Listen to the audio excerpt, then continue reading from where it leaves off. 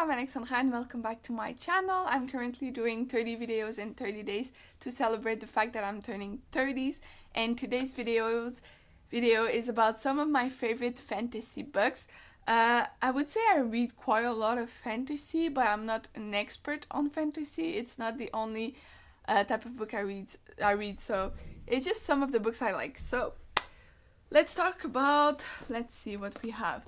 I would say a classic, so Harry Potter. My favorite of the series is Harry Potter and the Philosopher's Stone, also called Harry Potter and the Sorcerer's Stone. This is the first book of the series, if you didn't know, and I think it's my favorite one. It's just a good way to start in this world that is slowly turning very dark, and I also love the first movie. I think it was the best one. So yeah, this is one of my favorite fantasy books of all time. I try to reread this as much as I can because it's just, I love it. Also, it's a comfort read. I know where it's going, and yeah, I just like it. And also, can we talk about this edition? Very, very nice. I bought it used, just wanted to say. Then we have this gorgeous book called Daughter of the Moon Goddess by Su Lin Tan. Couple years ago, I went into a bookstore for my birthday to buy a book, and I absolutely loved the cover, so I was like, I'm gonna buy it. It's not too expensive, and I ended up loving this book. So you're following this girl who is kind of being hidden by her mom. She's not allowed to go out, she's not allowed to talk to people and all of that, and then one day her mother gets her, and then she has to try to save her mother. Did she die? No, okay, sorry, I got mistaken, but her existence is now known, so she has to flee. Her mother is safe, and then there's a bunch of things happening, and I think it was very good. The second book is not as good as the first one, and I know there's a third book, but I haven't read it. But the first book was very, very good. It should have stayed as a standalone, but that's for another time. Then we have, I wrote Brandon Sanderson, and I pick up like one of his only standalone, so okay, I'll talk about it. So Elantris, it's one of the first Brandon Sanderson book, and it's the first one I have read. I read it as an e-book. It was like 4 a.m., 5 a.m. I was working night shift, and I could read between that time, so I remember enjoying this so much. It has to be one of my favorite by him for sure. I think it was very good, and it's also less confusing than his other series because it's a standalone and it's kind of complete on his own.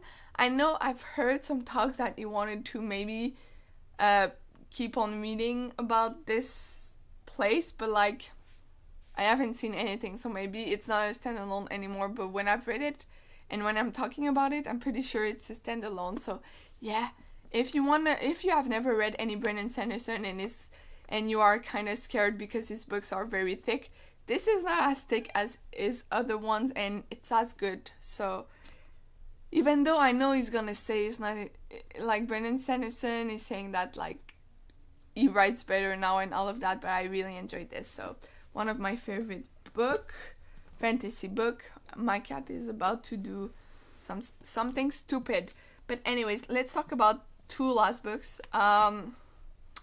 These books are by Kathy Roberts. So we have Neon Gods and Cruel Seduction. How can I explain this?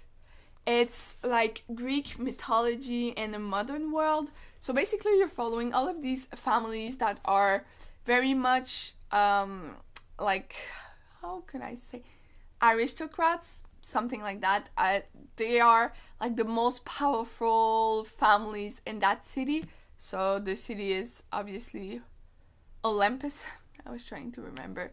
And like the way it works is that they get the name of god and goddesses, but like you have to earn that title. It's not necessary because your mom or your father is that person that when they pass away you're gonna take it. No.